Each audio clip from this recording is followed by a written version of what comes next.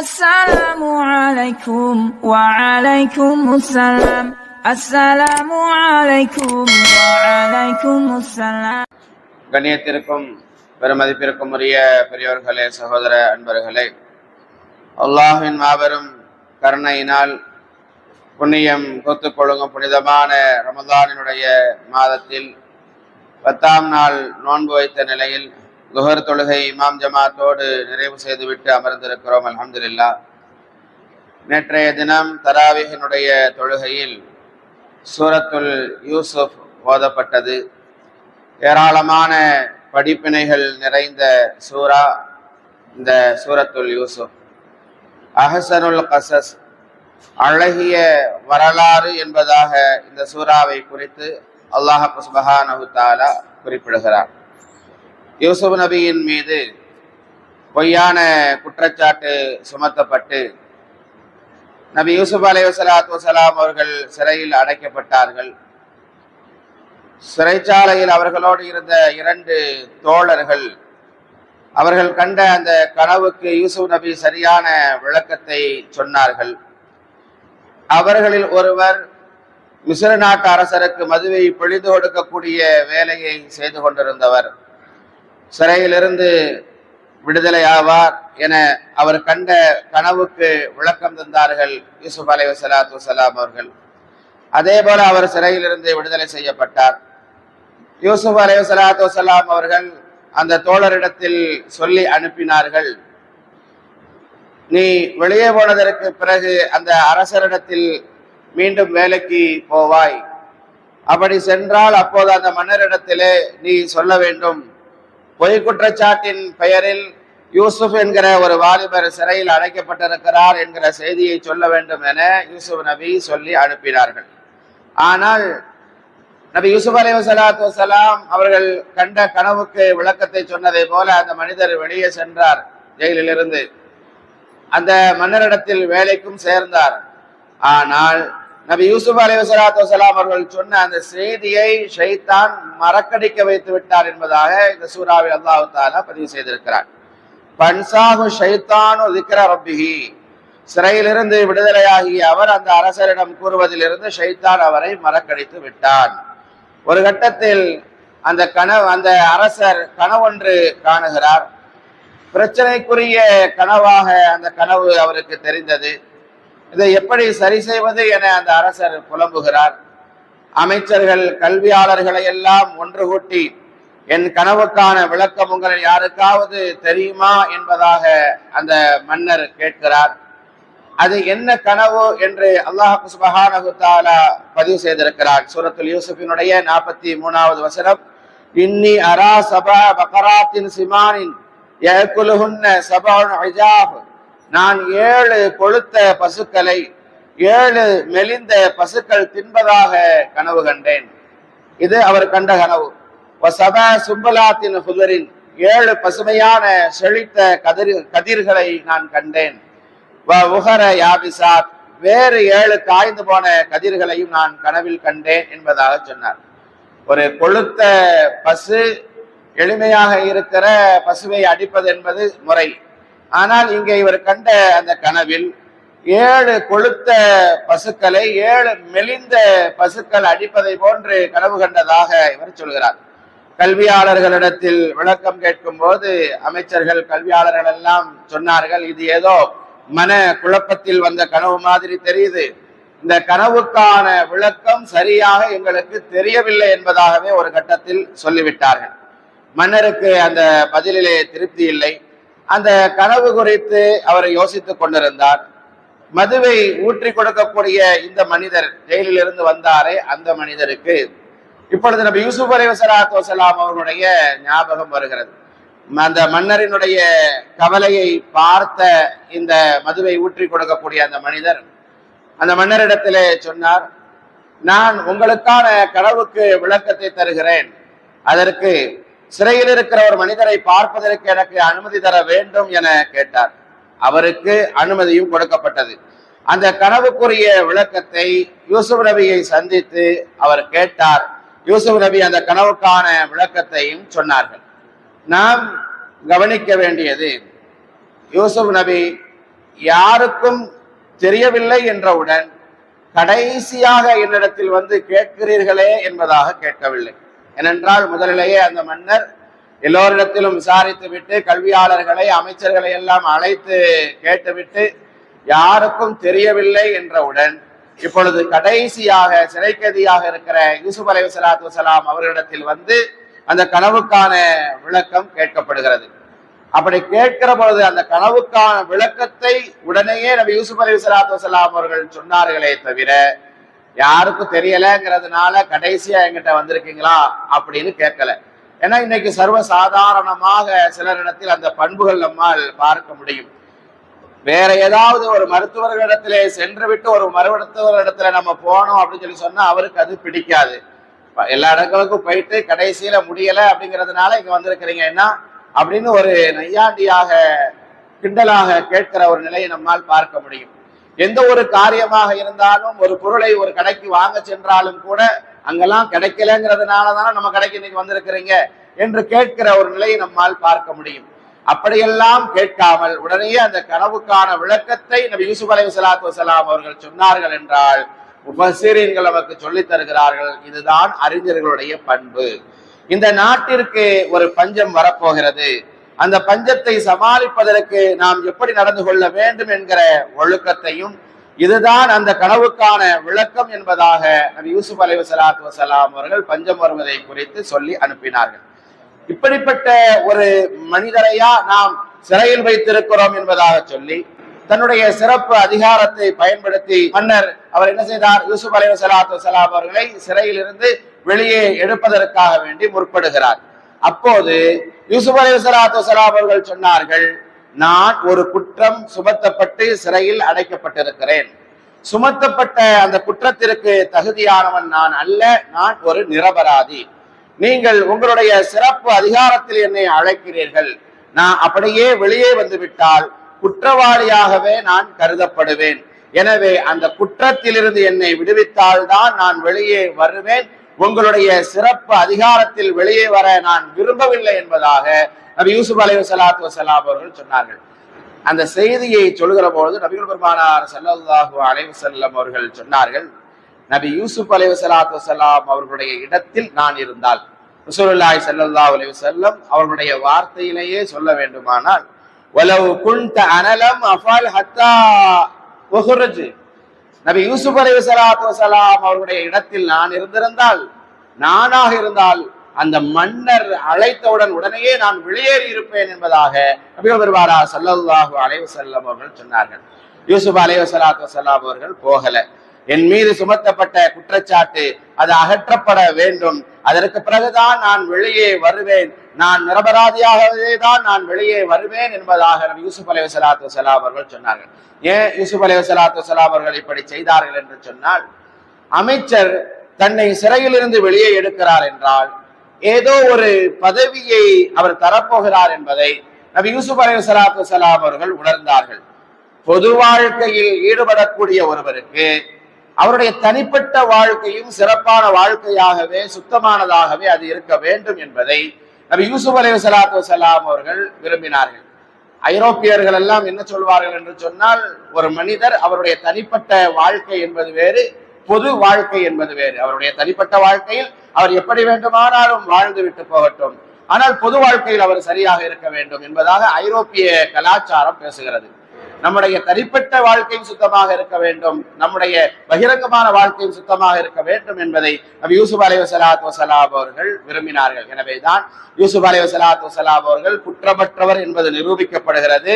அந்த எந்த பெண் குற்றம் சுமத்தினாரோ அவரே ஒரு கட்டத்திலே அவரின் மீது எந்த விதமான குற்றமும் இல்லை, என் மீதுதான் தவறு இருக்கிறது என்பதாக அவரை ஏற்றுக்கொள்கிறார்.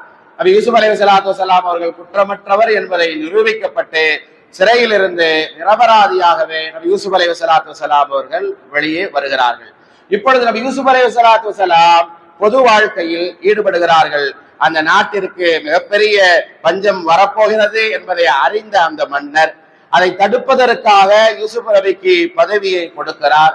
அப்பொழுது சொல்ல போனால் நபி யூசுப் அலைஹிஸ்ஸலாத்து வஸலாம் அவர்கள், எனக்கு உணவு பாதுகாப்பு அதிகாரியாக இருக்கக்கூடிய பதவிதான் வேண்டும், உணவு பாதுகாப்பு அதிகாரியாக என்னை நியமியுங்கள் என்பதாக தானாகவே அந்த பொறுப்பை கேட்டு பெற்றுக்கொண்டார்கள் நபி யூசுப் அலைஹிஸ்ஸலாத்து வஸலாம் அவர்கள். அந்த நாட்டை பஞ்சத்திலிருந்து நபி யூசுப் அலைஹிஸ்ஸலாத்து வஸலாம் அவர்கள் பாதுகாத்தார்கள் என்பது வரலாறு. எகிப்து நாட்டினுடைய பஞ்சத்தை நபி யூசுப் அலைஹிஸ்ஸலாத்து வஸலாம் அவர்கள் போக்கினார்கள். அதை சுற்றி இருக்கக்கூடிய பக்கத்தில் உள்ள நாடுகளில் எல்லாம் இவர்கள் கண்ட கனவை போல பஞ்சம் அவர்களை வாட்டி வதைத்துக் கொண்டிருக்கிறது. யூசுப் நபியினுடைய ஊர் என்பது அது பலஸ்தீன்.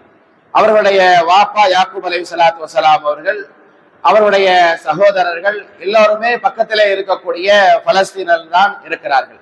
நபி யாக்கூப் அலைஹிஸ்ஸலாத்து வஸலாம் அவர்களுக்கு 12 பிள்ளைகள். யூசுப், பின்யாமீன் இவர்கள் இருவரும் ஒரு தாய்க்கு பிறந்தவர்கள். ஏனென்றால் நபி யாக்கூப் அலைஹிஸ்ஸலாத்து வஸலாம் அவர்களுக்கு 2 மனைவிமார்கள். ஒரு தாய்க்கு பிறந்த பிள்ளைகள் யூசுப் அலைஹிஸ்ஸலாத்து வஸலாம் அவர்களும் அவருடைய சகோதரர் பின்யாமீனும்.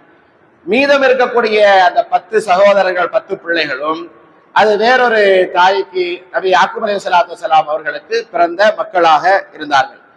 யாக்கூப் அலைஹிஸ்ஸலாத்து வஸலாம் அவர்கள் நபி யூசுப் அலைஹிஸ்ஸலாத்து வஸலாம் அவர்கள் மீது அதிகமாக பாசம் வைத்திருந்தார்கள். அந்த பாசம் வைத்திருப்பதை பார்த்த அந்த மற்ற பிள்ளைகளுக்கு அது பொறாமையாக அது மாறியது.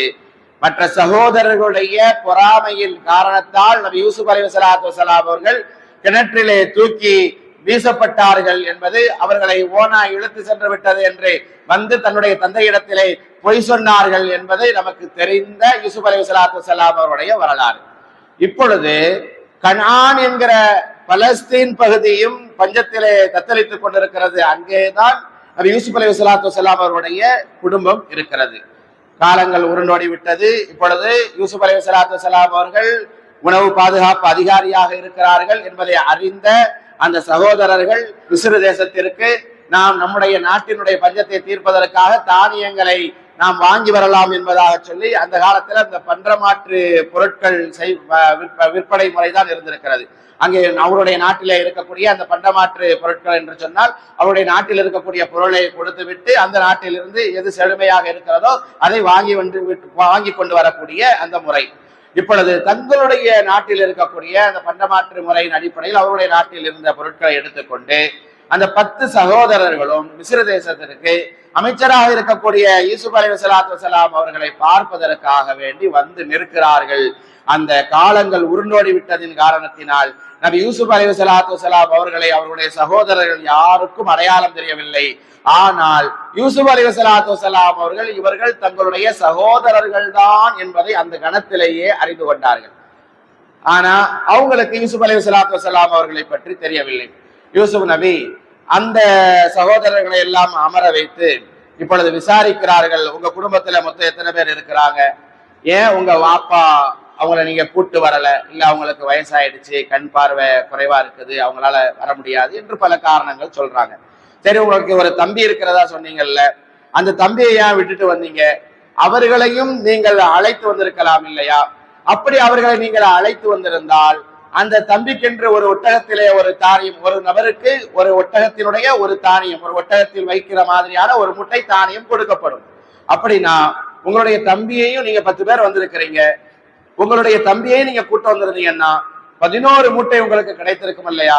அவரையா நீங்க விட்டுட்டு வந்தீங்க என்றெல்லாம் கேட்கிற போது, இல்ல எங்க தம்பி வாப்பாவுக்கு துணையா நாங்க விட்டுட்டு வந்துட்டோம், அவரை கூட்டு வர மாதிரியான சூழ்நிலை இல்லை என்றெல்லாம் அவர்கள் காரணத்தை சொல்கிறாங்க. அப்படி சொல்லுகிற போது நபி யூசுப் அலைஹிஸ்ஸலாத்து வஸலாம் அவர்கள் சொன்னாங்க, அடுத்து வரும்போது நீங்க கூட்டிட்டு வாங்க அப்படின்னு சொன்னாங்க. நாடு திரும்பி சென்று விட்டால் இவர்கள் திரும்ப வரமாட்டார்களோ எண்ணிய யூசுப் அலைஹிஸ்ஸலாத்து வஸலாம் அவர்கள் அவங்க என்ன பண்ணாங்க அப்படின்னு சொன்னா, அவர்கள் கொண்டு வந்த பொருட்களை அவர்களுடைய முட்டையோடு சேர்த்து கட்டி அனுப்புகிற போது அவங்க கொண்டு வந்த பொருட்களையும் அந்த மூட்டையோடு சேர்த்து அவர்கள் கட்டி அனுப்பிவிட்டார்கள். எந்த தானியங்களை அந்த மூட்டையில் வைத்து அனுப்புகிறார்களோ அதே அந்த மூட்டையில் அவர்கள் கொண்டு வந்த சில பொருட்களையும் உள்ளே வைத்து நபி யூசுப் அலைஹிஸ்ஸலாத்து வஸலாம் அவர்கள் அனுப்பிவிட்டார்கள். அவர்கள் மீண்டும் அந்த நாட்டிற்கு திரும்பி வர வேண்டும் என்பதற்காக வேண்டி நபி யூசுப் அலைஹிஸ்ஸலாத்து வஸலாம் அவர்கள் கையாண்ட அந்த யுக்தி.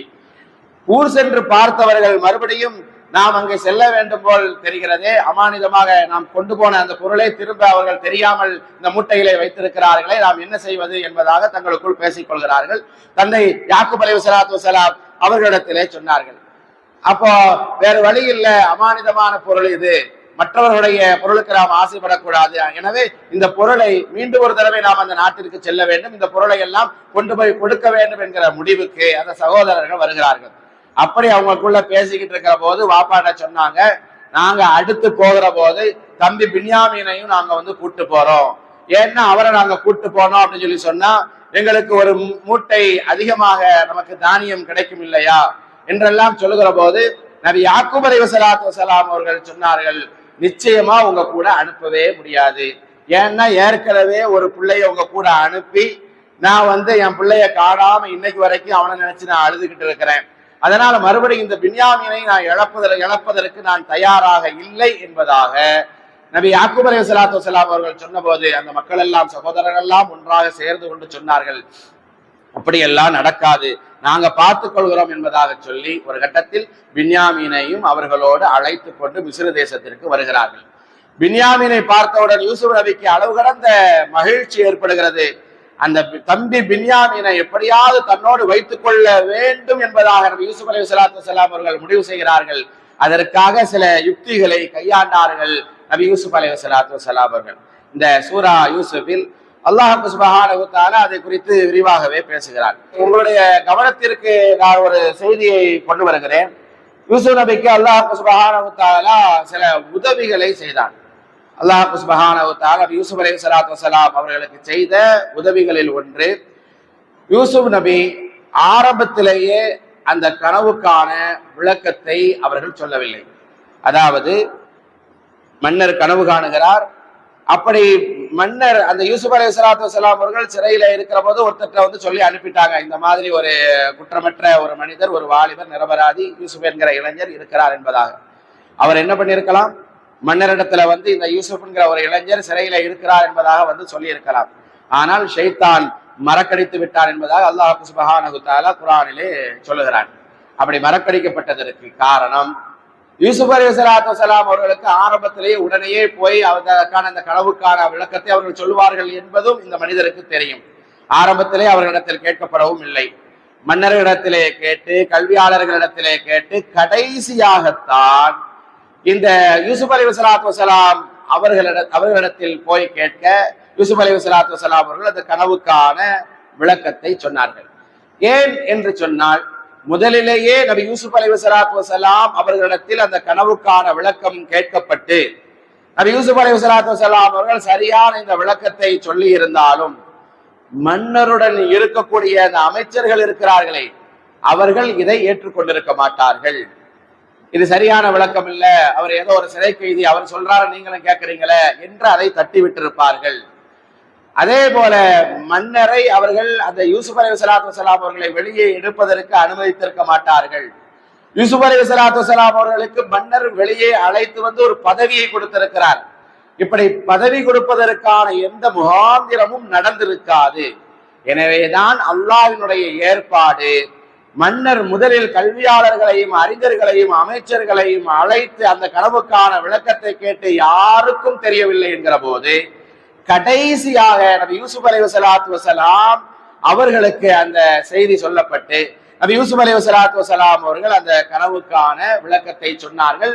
எல்லோரும் அப்பொழுது யூசுப் அலைஹிஸ்ஸலாத்து வஸலாம் அவர்கள் சொன்ன அந்த கனவுடைய விளக்கத்தை ஏற்றுக்கொண்டார்கள், கடைசியாக சொன்னதின் காரணத்தினால். அதே போல மற்றவர்கள் எல்லாம் சரியில்லை என்பதனால்தான் அந்த மன்னர் உஷாராகிவிட்டார், யூசுப் நபியை வெளியே கொண்டு வந்தார், அவர்களுக்கு பதவியையும் கொடுத்தார் என்பதையும் நாம் கவனிக்க வேண்டும். யாரும் எதுவும் பேச முடியவில்லை மன்னருக்கு எதிராக. ஏனென்றால் நபி யூசுப் அலைஹிஸ்ஸலாத்து வஸலாம் அவர்களை இப்படி பதவியிலே அமர வைக்க வேண்டும் என்பது அல்லாஹ்வினுடைய திட்டமாக இருந்தது. அல்லாஹ் அவர்களுக்கு செய்த மிகப்பெரிய உதவி இது. அதற்கு பிறகு பின்யாமீனை தன்னோடு வைத்துக் கொள்ள வேண்டும் என்பதற்காக வேண்டி ஒரு யுக்தியை நபி யூசுப் அலைஹிஸ்ஸலாத்து வஸலாம் அவர்கள் கையாளுகிறார்கள். அதாவது தானியங்களை அளந்து போடுகிற அந்த மரக்கால் என்பதாக சொல்வார்களே படி, அந்த மரக்காலை அந்த பின்யாமீனுடைய அந்த மூட்டையில் நபி யூசுப் அலைஹிஸ்ஸலாத்து வஸலாம் அவர்கள் மறைத்து வைத்து விட்டார்கள் அவருடைய ஆட்களின் மூலமாக. இப்பொழுது அந்த சகோதரர்கள் எல்லாம் புறப்பட்டு செல்லக்கூடிய அந்த நேரத்துல ஒரு காவலாளி ஒருவர் சப்தம் கொடுக்கிறார், அரசருடைய தங்க கோலையை காணவில்லை, யாராவது எடுத்திருந்தால் கொடுத்து வருங்கள் என்பதாக அறிவிப்பு செய்கிறார். அப்போ யாரிடத்துல இருக்கிறது என்பதாக தேடி பார்க்கப்படுகிறது. தாராளமாக எங்களிடத்தில் தேடுங்கள், நாங்கள் அப்படி எடுக்கக்கூடியவர்கள் அல்ல என்பதாக அந்த சகோதரர்கள் சொல்கிறார்கள். தேடி பார்க்கப்படுகிற போது ஏற்கனவே திட்டமிட்டு இவங்க உள்ள வச்சிருக்கிறாங்க இல்லையா, அந்த பின்யாமினுடைய மூட்டையில் அது சோதிக்கப்பட்ட போது அது அங்கே இருந்தது. எனவே நபி யூசுப் அலைஹிஸ்ஸலாத்து வஸலாம் அவர்கள் பின்யாமீனை அவர்கள் பிடித்து தங்களோடு வைத்துக் கொண்டார்கள். இந்த பின்யாமீனை, இந்த பிள்ளையை அனுப்ப முடியாது என்பதாக சொல்லிவிட்டார்கள். இது தன்னுடைய சகோதரரை தன்னுடன் வைத்துக் கொள்வதற்காக அவர்கள் செய்த தந்திரம்.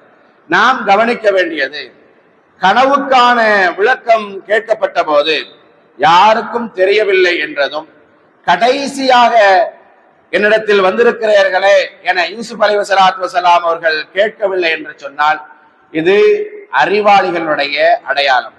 அதற்கு உதாரணம் சொல்ல வேண்டும் என்று சொன்னால், நபி ஆதம் அலைஹிஸ்ஸலாத்து வஸலாம் அவர்களை அல்லாஹ் சுப்ஹானஹு வ தஆலா படைத்து, அல்லாஹ் தஆலா படைக்க இருக்கிற ஒவ்வொரு பொருளையும் நபி ஆதம் அலைஹிஸ்ஸலாத்து வஸலாம் அவர்களுக்கு எடுத்து காட்டி அந்த பொருட்களினுடைய ஒவ்வொரு பெயரையும் கற்றுக் கொடுத்ததாக அல்லாஹ் குர்ஆனில் பதிவு செய்திருக்கிறார்.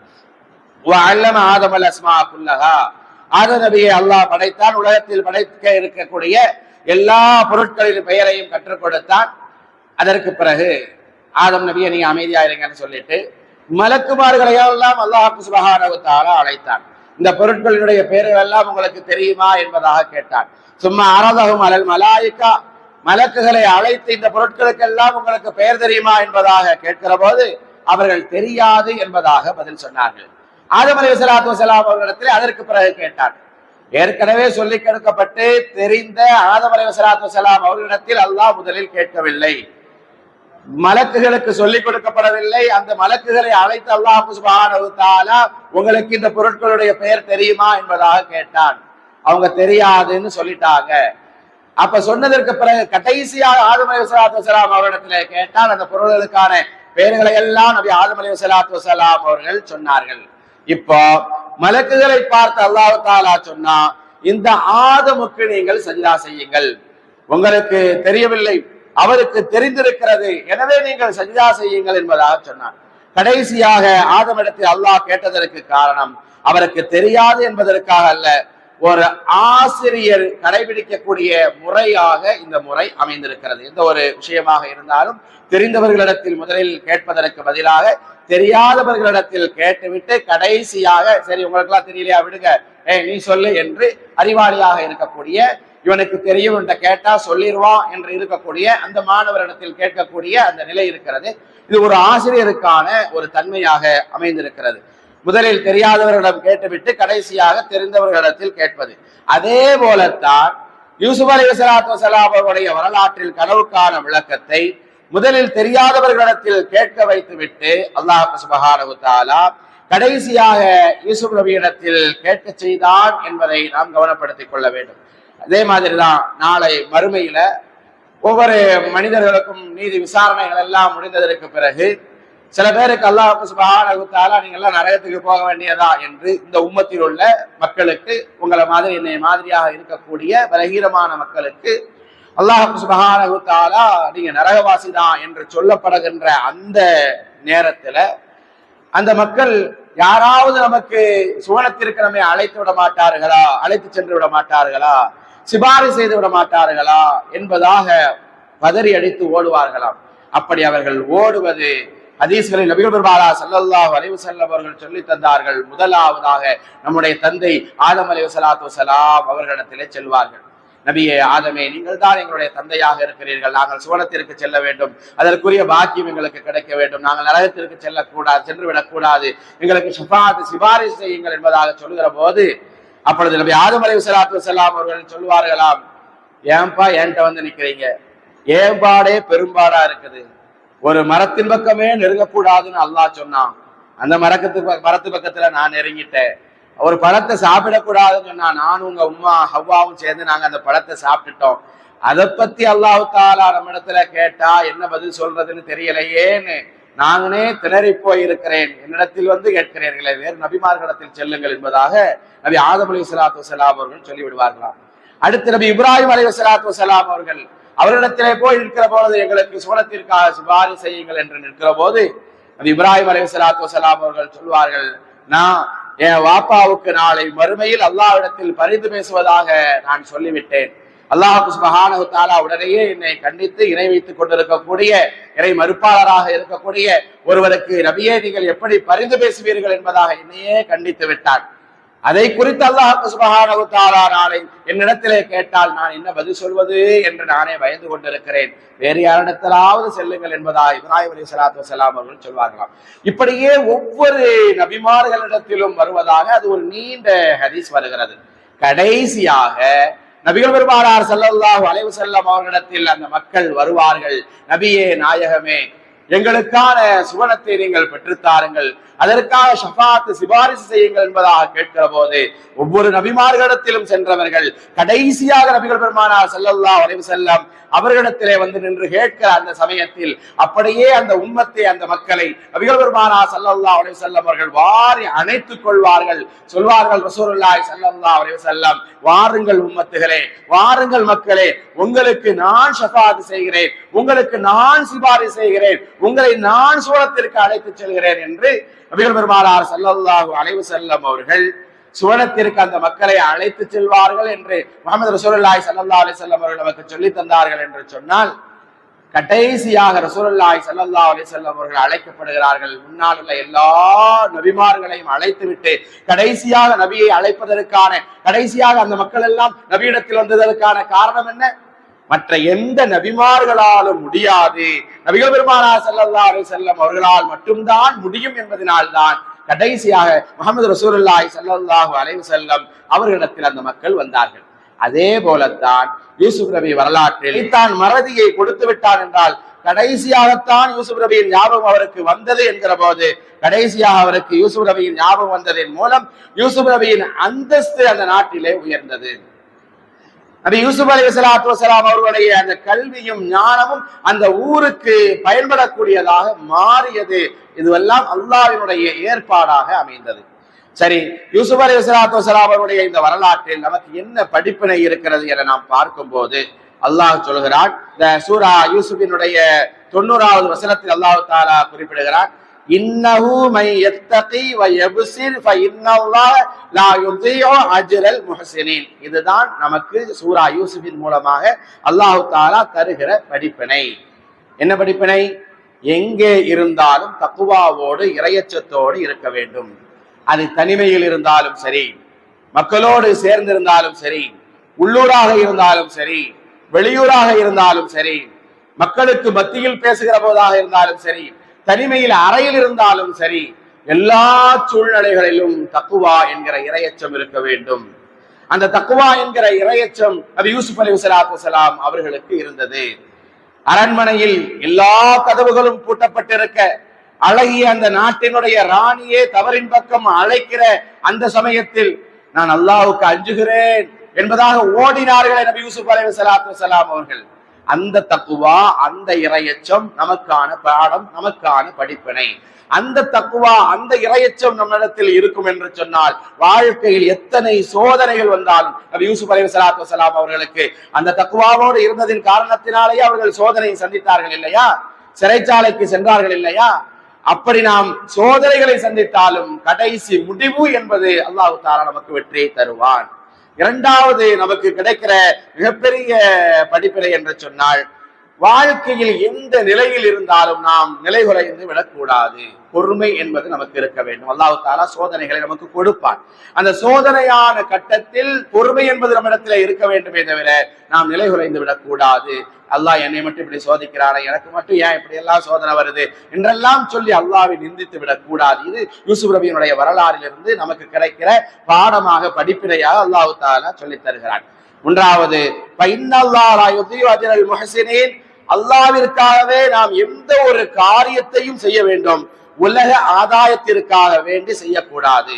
அப்படி நாம் நன்மை செய்பவர்களின் கூலியை அல்லாஹ் சுப்ஹானஹு வ தஆலா சொல்கிறான், நான் வீணடிக்க மாட்டேன் என்பதாக சொல்கிறான். எந்த ஒரு நன்மையான காரியமாக இருந்தாலும் அல்லாஹ்விற்காக வேண்டி செய்கிற போது அதற்கான பிரதிபலனை, பலாபலனை அல்லாஹ் தஆலா கொடுத்தே தீருவான். அதற்கான பிரதிபலனை நம் கண்முன்னால் பார்க்க முடியும். அல்லாஹ் தஆலா வீணடிக்க மாட்டேன் என்பதாக சொல்கிறான். இதுதான் யூசுப் சூரா நமக்கு தருகிற படிப்பினை என அல்லாஹ் தஆலா சொல்லி தருகிறான். ஒன்று, முதலாவது தனிமையிலும் தக்குவா நம்மிடம் இருக்க வேண்டும். இரண்டாவது, சோதனையான கட்டத்திலும் பொறுமையை கையில் எடுக்க வேண்டும். நிலைகுலையாமை என்பது நம்மிடத்திலே இருக்க வேண்டும். மூன்றாவது, இஹ்சான் என்கிற அந்த உல தூய்மையோடு நாம் பணியாற்ற வேண்டும். பிறருக்கு நாம் உபகாரம் செய்ய வேண்டும். அதே போல பிறருடைய தவறுகளை நாம் மன்னிக்க வேண்டும். இது நபி யூசுப் அலைஹிஸ்ஸலாத்து வஸலாம் அவருடைய வரலாறு நமக்கு சொல்லி தருகிற பாடம். நபி யூசுப் அலைஹிஸ்ஸலாத்து வஸலாம் அவர்களுக்கு அவருடைய சகோதரர்கள் எவ்வளவு மிகப்பெரிய தீங்கிழைத்திருக்கிறார்கள். தன்னுடைய தம்பிதான சகோதரர் தான என்று கூட பார்க்காம, பச்சை பிள்ளை சின்ன பிள்ளை இல்லையா, நம்முடைய வாப்பாட்ட போய் சொல்லி நம்ம அழைச்சிட்டு வந்திருக்கிறோமே என்றெல்லாம் எண்ணாமல் எவ்வளவு மிகப்பெரிய தவறை அவர்கள் செய்திருக்கிறார்கள். அந்த குழந்தைய அப்படியே கிணற்றுல தூக்கி அவங்க போட்டுட்டு போயிட்டாங்க அப்படின்னு சொன்னா அது எவ்வளவு மிகப்பெரிய தவறு. பாப்பாட்ட போய் ஓனாய் சாப்பிட்டு போயிட்டுன்னு சொல்லிட்டாங்கன்னா எவ்வளவு மிகப்பெரிய தவறு. இப்போ ஒரு கட்டத்துல அமைச்சராக நபி யூசுப் அலைஹிஸ்ஸலாத்து வஸலாம் அவர்கள் அமர்ந்திருக்கிறார்கள். அவர்கள் எல்லாம் உதவி கேட்டு சகோதரர்கள் வந்து நிற்கிறார்கள். தங்களுடைய சகோதரர்கள் என உணர்ந்த போது அந்த இடத்தில் நாம இருந்திருந்தால் என்ன செய்திருப்போம்? ஒரு கட்டத்துல என்னை கொல்ல பாத்தியப்பா, எனக்கு எவ்வளவு துரோகம் பண்ண, எனக்கு எவ்வளவு சிரமத்தை கொடுத்த, கஷ்டத்தை கொடுத்த, இன்னைக்கு என்கிட்டயே நீ உதவின்னு வந்து நிக்கிறியா, வா வா உன்னை கவனிச்சுக்கிறேன் என்று நாம் அந்த நேரத்தில் நம்முடைய அதிகாரத்தை பயன்படுத்தி இருக்க மாட்டோமா? ஆனால் நபி யூசுப் அலைஹிஸ்ஸலாத்து வஸலாம் அவர்கள் நடந்து கொண்ட முறை என்ன? அந்த குற்றம், அந்த கொலை செஞ்சாங்களே, அந்த நபி யூசுப் அலைஹிஸ்ஸலாத்து வஸலாம் அவர்களை கொலை செய்வதற்கு துணிந்தார்களே, அதை கூட தன்னுடைய சகோதரர்களின் மீது நபி யூசுப் அலைஹிஸ்ஸலாத்து வஸலாம் அவர்கள் குற்றம் சுமத்தவில்லை என்பதாக குர்ஆன் பேசுகிறது. நபி யூசுப் அலைஹிஸ்ஸலாத்து வஸலாம் தன்னுடைய சகோதரர்களை பார்த்து என்ன சொன்னாங்க தெரியுமா? மின் பாதி அன் நஸா ஷைத்தானு பைனி வ பைன இஹ்வதி, என்னுடைய சகோதரர்கள் தப்பு செய்யல, எனக்கும் என்னுடைய சகோதரருக்கும் மத்தியில் ஷைத்தான் விளையாண்டு விட்டான் என்பதாக சொல்லி மன்னித்தார்கள், அதை கடந்து வந்தார்கள் என்று சொன்னால் எவ்வளவு மிகப்பெரிய மன்னிக்கிற குணம் நபி யூசுப் அலைஹிஸ்ஸலாத்து வஸலாம் அவரிடத்திலே இருந்தது. அதே போலத்தான் ஃபத்ஹ் மக்காவினுடைய சமயத்தில் நபிகள் பெருமானார் ஸல்லல்லாஹு அலைஹி வஸல்லம் அவர்கள் அந்த மக்களை எல்லாம் மன்னித்து விட்டு இதே வார்த்தையை தான் நபிகள் பெருமானார் ஸல்லல்லாஹு அலைஹி வஸல்லம் அவர்களும் சொன்னார்கள். இன்றைக்கு நான் உங்களை எல்லாம் பழிக்கு பழி வாங்கும் நாள் அல்ல, இரக்கம் காட்டுகிற நாள், மன்னிக்கிற நாள் என்று சொன்ன நபிகள் பெருமானார் ஸல்லல்லாஹு அலைஹி வஸல்லம் இன்னைக்கு உங்களை அனைவரையும் நான் மன்னிக்கிறேன், எவ்வளவோ எனக்கு சிரமங்களை கொடுத்தீங்க, கஷ்டங்களை கொடுத்தீங்க, எல்லாவற்றையும் நான் மன்னிக்கிறேன் என்று சொல்லுகிற போது நபிகள் பெருமானார் ஸல்லல்லாஹு அலைஹி வஸல்லம் அவர்கள் சொன்னார்கள், எப்படி தெரியுமா? என்னுடைய சகோதரர் யூசுப் அவருடைய சகோதரரை மன்னித்ததை போல நான் உங்களை எல்லாம் மன்னிக்கிறேன் என்றார்கள் நபிகள் பெருமானார் ஸல்லல்லாஹு அலைஹி வஸல்லம் அவர்கள். அப்படியானால் அந்த மன்னிக்கிற மனப்பான்மை, மன்னிக்கிற தன்மை, குடும்பத்தை அரவணைத்து செல்கிற அந்த எண்ணம், அந்த ஒரு பழக்க வழக்கம் நம்மிடத்திலே வந்துவிட வேண்டும் என்பதுதான் சூரா யூசுப் நமக்கு தருகிற பாடமாக, படிப்பினையாக அமைந்திருக்கிறது. குடும்பங்களில் ஏகப்பட்ட பிரச்சனைகள், சிக்கல்கள் இருக்கத்தான் செய்யும். சிக்கல்களும் பிரச்சனைகளும் கூடியதுதான் குடும்பம் என்பது. அந்த குடும்பத்தை பிரிந்து தனித்து நாம் வாழ வேண்டும் என்று நாம் ஆசைப்படக்கூடாது. எத்தனை பிரச்சனைகள் இருந்தாலும், நமக்குள் எத்தனை கசப்புகள் இருந்தாலும் குடும்பத்தை அரவணைத்து செல்ல வேண்டும் என்பதைத்தான் சூரா யூசுப் அலைஹிஸ்ஸலாத்து வஸலாம் அவருடைய இந்த வரலாறு நமக்கு தருகிற பாடமாக, படிப்பினையாக அமைந்திருக்கிறது. தக்வா வேண்டும், பொறுமை வேண்டும், உள தூய்மையோடு அல்லாஹ்வுக்காக எதையும் செய்ய வேண்டும், மன்னிக்கிற மனப்பான்மை வேண்டும், குடும்பத்தை அரவணைத்து செல்கிற அந்த தன்மை வேண்டும். யூசுப் நபியின் வரலாற்றிலிருந்து பாடம் பெறுகிற, படிப்பினை பெறுகிற மக்களாக அல்லாஹ் நம்மை தேர்ந்தெடுத்துக் கொள்வாராக. ஆமீன். வாஹிர் தஅவானா அனில் ஹம்துலில்லாஹி ரப்பில் ஆலமீன். ரஹ்மானே, எங்களின் பாவம் நீங்கிடச் செய்வாயே.